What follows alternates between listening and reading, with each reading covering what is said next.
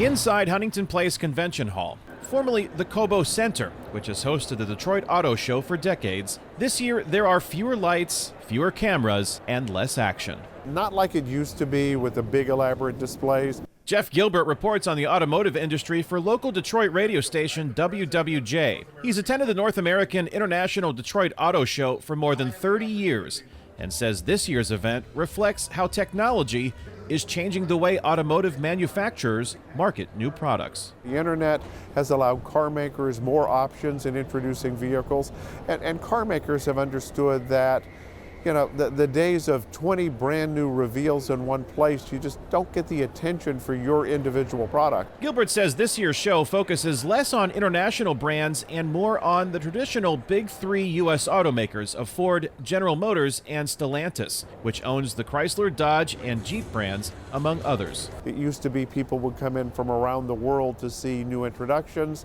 Well, Toyota is the only manufacturer that's non-Detroit that has its own display. I don't notice as much glamour. John Stenberg is a Toyota product specialist. We have everything powered up. He says the Detroit Auto Show allows Toyota to not only show off its new vehicles, but demonstrate its investment in U.S. domestic production. We have 10 manufacturing plants in the USA. Of all the Toyotas we sell in the U.S. at our dealerships, more than half, about 55%, are built in the USA. Don McKenzie, a communications manager for trucks with Ford, says revealing new products online gives the Michigan-based manufacturer more freedom to provide other experiences at the auto show, such as test drives in a new electric truck or car. We're seeing manufacturers, especially us at Ford, doing some more experiential things associated with the timing of the auto show, but maybe not so much a flashy press conference.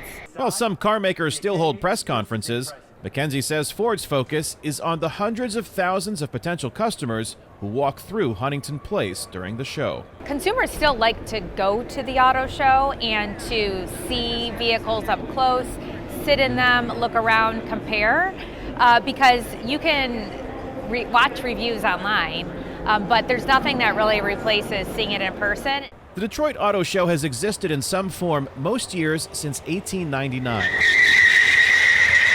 While Toyota's Stenberg says that its glitzy product releases might be a thing of the past, the Detroit event and others like it across the nation aren't going away anytime soon. Still, 50 million people a year come to auto shows, so there's a great opportunity. The 2022 Detroit Auto Show attracted about half as many visitors as it did in 2019 before the pandemic, but organizers expect to see an overall increase in attendance this year. Kane Fairbaugh, VOA News, Detroit, Michigan.